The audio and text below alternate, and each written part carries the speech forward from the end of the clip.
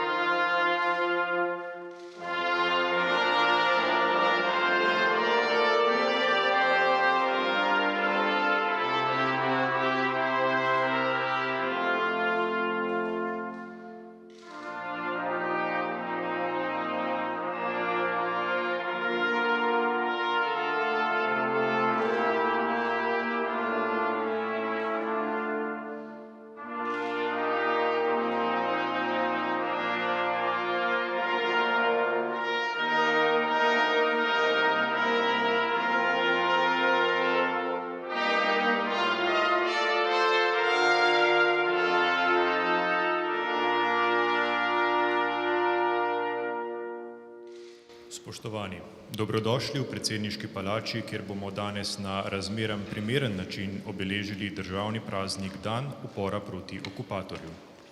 Državne praznike v predsedniški palači tradicionalno praznujemo na dnevih odprtih vrat, ki na pobudo predsednika Republike Slovenije Boruta Pahorja neprekinjeno potekajo od leta 2013.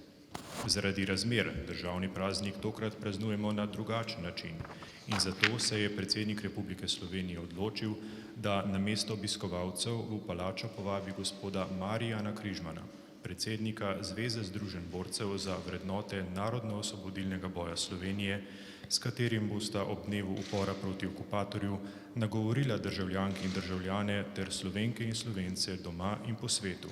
Spoštovani gospod Križman, vljudno vabljeni k besedi. Hvala. Spoštovani gospod predsednik Borut Pahor, spoštovani vsi ostali, spoštovani novinarji. V čast mi je, da lahko danes tu spregovorim v svojstvu predsednika Zveze združenj borcev za vrednote narodno-osvobodilnega boja Slovenije. Da lahko spregovorim Slovenkam in Slovencem, kot je bilo rečeno, doma in v tujini. Osvobodilna fronta je za nas, Slovence, za nas, člane Zveze združenj borcev, eden najpomembnejši, če že ne najpomembnejši praznik, kajti ta praznik je ne samo začel oboroženi upor proti okupatorju, ta praznik je tudi podstat za svobodno, demokratično in samostojno Republiko Slovenijo. S partizanskim bojem so generacije pred nami dosegle svobodo, mir, dosegle so vse tisto, kar je potrebno, da se je zgradila naša domovina, še posebej, kot sem že prej dejal, najpomembnejše je pa to, da smo imeli izpolnjene vse pogoje, da smo lahko se osamosvojili in da smo postali svobodna, kot sem rekel že, in demokratična država. Dovolite mi, da vendarle nekaj pomembnih točk oziroma 7 točk Osvobodilne fronte preberem. Preberem zato, ker je danes praznik Osvobodilne fronte in so točke Osvobodilne fronte za nas najvišja oblika delovanja, so za nas temelj vsega, vseh naših programov in vsega, za kar se mi zavzemamo. Kajti iz njih izhaja vse, kar tudi danes smo. Bila je ustanovljena 41. leta, 27. aprila v Vidmarjevi hiši. Njena vizionarska gesla so že v svoji prvi točki vključevala kot sem že prej dejal, pravico slovenskega naroda do samoodločbe, vključno s pravico do osamosvojitve Slovenije. In ne smemo pozabiti, da sta Osvobodilna fronta in partizanski boj temelj slovenske samostojnosti. V njeni prvi točki so zapisali: proti okupatorju je treba vršiti neizprosno oboroženo akcijo. Ta akcija predstavlja izhodišče za osvoboditev in združitev vseh Slovencev. Stoječ na stališču naravne in usodne skupnosti jugoslovanskih narodov, Osvobodilna fronta ne priznava razkosanja Jugoslavije in deluje z vsemi silami za slogo in enotnost njenih narodov. Hkrati stremi k povezanosti slovanskih narodov pod vodstvom velikega ruskega naroda in na temelju pravice slehernega naroda do samoodločbe. Za osvobodilno akcijo in aktivizacijo slovenskih množic Osvobodilna fronta preoblikuje slovenski narodni značaj. Slovenske ljudske množice, ki se borijo za svoje narodne človeške pravice, ustvarjajo novi lik aktivnega slovanstva. Vse skupine, ki sodelujejo v Osvobodilni fronti, so se obvezale, da bodo lojalne v medsebojnih odnosih. Po narodni osvoboditvi oblast na slovenskem ozemlju prevzame Osvobodilna fronta slovenskega naroda kot celota. Po narodni osvoboditvi Osvobodilna fronta uvede dosledno ljudsko demokracijo. Vsa vprašanja, ki presegajo okvir narodne osvoboditve, se bodo reševala na dosleden ljudski demokratičen način. No, in pod vplivom Atlantske listine 21. decembra 1941 sta bile temu seznamu dodani še dve točki. In sicer v skladu z slovesnimi izjavami Churchilla, Roosevelta in Stalina bo po svoji narodni osvoboditvi o notranji ureditvi Združene Slovenije in o svojih zunanjih odnosih odločal slovenski narod sam. Osvobodilna fronta bo to elementarno pravico slovenskega naroda uveljavljala in branila z vsemi sredstvi. In druga točka: narodna vojska na slovenskem ozemlju raste iz slovenskih narodno-osvobodilnih partizanskih čet in narodne zaščite, kamor se pozivajo vsi zavedni Slovenci. Po italijanski okupaciji so člani vrhovnega plenuma odšli na osvobojeno ozemlje in imeli nekaj zasedanj v gradu Soteska in v bazi 20. In za nas Primorce 16. septembra 1943. leta sprejeli zelo pomemben sklep. Namreč sprejeli so proglas, s katerim se omogoča priključitev primorskega naroda k matični domovini Sloveniji in Jugoslaviji. Mi se nismo vrnili, mi smo se priključili. Tako piše v proglasu. Če bi se vrnili, bi se lahko vrnili samo nazaj v Italijo, iz katere smo bežali in se tudi uprli fašizmu, namreč, da ne bo pomote. Tudi s tem aktom je bil dosežen zgodovinski stoletni cilj slovenskega naroda in Združene Slovenije. Dobili smo temeljni kamen slovenske države, dobili smo okno v svet. Negiranje Osvobodilne fronte in partizanskega boja je tiščanje glave v pesek in poskus revidiranja naše polpretekle zgodovine, ki je kristalno jasna, saj se je partizanska vojska borila ob boku koalicije zmagovalk v drugi svetovni vojni. Prisotnost takratnega predsednika Zveze združenj borcev za vrednote NOB Slovenije Janeza Stanovnika na slovesnosti ob obletnici izkrcavanja zaveznikov v Normandiji pove vse.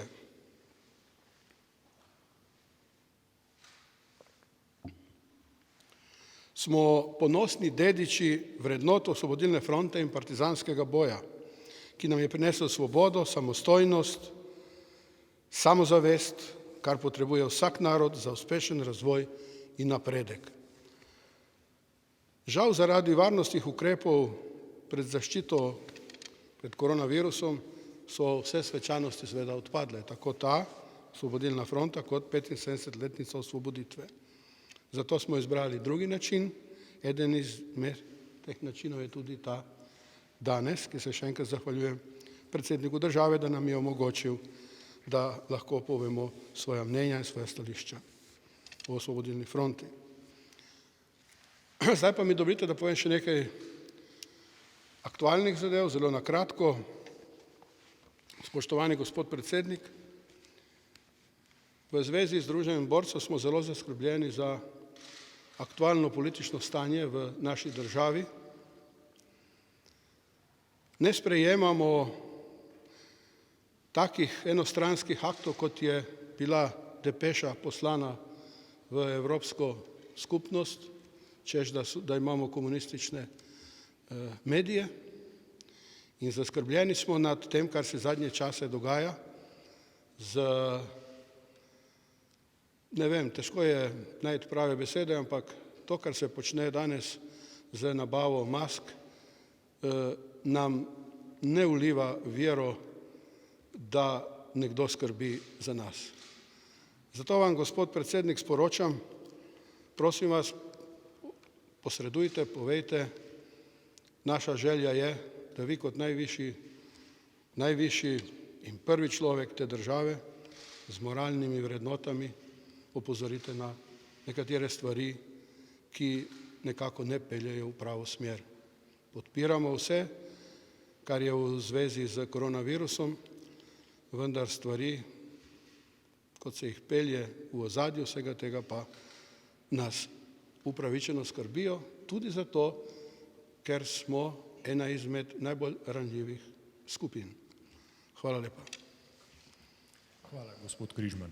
K osrednjemu nagovoru ob državnem prazniku vljudno vabim predsednika Republike Slovenije Boruta Pahorja. Spoštovane državljanke in državljani, drage veteranke in veterani, še zlasti preživele borke in borci narodno-osvobodilnega boja, spoštovani predsednik. Sprejmite vsi tukaj iz velike dvorane, predsedniške palače, ob današnjem prazniku moje najbolj iskrene čestitke. Danes dan upora praznujemo drugače kot običajno, a nič manj ponosno. Spominjamo se najtežjih časov in najbolj hrabrih ljudi, ko smo Slovenci v vihri druge svetovne vojne sredi prejšnjega stoletja obranili dom in ohranili rod. Danes je praznik svobode, ta nam ni bila nikoli podarjena, vedno je bila izborjena. Vsem našim upornikom, osvoboditeljem, gresta večna čast in slava. Upor proti okupatorju sredi najmračnejše svetovne vojne vihre 20. stoletja moramo umestiti v zgodovinski lok vseh tistih političnih, kulturnih in vojaških prizadevanj slovenskega naroda, s katerimi je skoraj pred 30 leti dosegel svojo samostojno državo. Kot vaš predsednik si vas ob današnji priložnosti dovolim nagovoriti, da ne glede na razlike med nami ohranimo v našem zgodovinskem spominu osvobodilni boj kot slavno dejanje slovenskega naroda, življenjskega pomena za naš narodni obstoj in razvoj. Prilastitev tega boja za politično oblast in tragičen bratomorni spopad, ki smo ga končali, kot bi rekel Bučar, s prvimi demokratičnimi volitvami pred 30 leti, mu ne sme vzeti sijaja in ne slave. S tem bi se kot narod prikrajšali za nekaj svetega. Vsi poznate moja prizadevanja za narodno spravo. Vse, kar pravim, je, da preteklosti ne moremo spremeniti, lahko pa spremenimo prihodnost. Ko gre za odločilne zadeve narodnega obstanka in razvoja, razklani propademo, skupaj pa zmagamo. V današnjih razmerah in zlasti tistih, ki utegnejo priti, bi bilo to vnovič lahko za naš narod in našo državo življenjskega pomena. Spoštovane državljanke in državljani, danes ni vojne. V sedanjih kriznih razmerah ne gre za to, da premagamo kakšen drug narod. Danes je mir in gre za to, da sodelujemo z vsemi drugimi narodi. Zmaga bo skupna ali pa je ne bo. Od tega, ali bomo vsi narodi in države sodelovali, je zelo pomembno, ali bomo svetovni mir ohranili ali ne.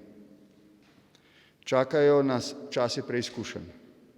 Zdravstvena kriza se bo bržkone zavlekla v gospodarsko in socialno, ta pa v politično in nemara v varnostno.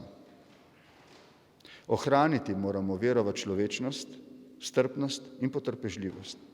Spodbujati vse vrste sodelovanj, tudi mednarodnega. Vztrajati pri spoštovanju demokratičnih vrednot in si na vse mogoče načine medsebojno pomagati. V teh razmerah smo znova, na nov način, odvisni od naših najboljših vrlin, tako posameznika kot skupnosti, od poguma in vztrajnosti do medsebojnega spoštovanja in celo tovarištva. Naj se generacije za nami spominjajo tudi teh posebnih časov kot preizkus naše humanosti, ki smo ga opravili z odliko v naš in v njihov ponos. Sprejmite, prosim, vnovič moje čestitke za praznik in najboljše želje za prihodnost. Najlepša hvala, gospod predsednik. Obeležitev praznika bosta z venčkom slovenskih ljudskih pesmi sklenila slovenska glasbena virtuoza Miha Debevec in Dejan Kušar, vrhunska harmonikarja na diatonični in klasični harmoniki. Miha Debevec je večkratni absolutni zmagovalec nekaterih najprestižnejših tekmovanj na svetu v igranju na diatonično harmoniko. Dejan Kušar je profesor harmonike, ki je imel čast prejemati znanje od številnih vrhunskih domačih in tujih glasbenih pedagogov. Svojimi nastopi pomembno prispevata k izvirnosti in obogatitvi slovenske glasbene kulture.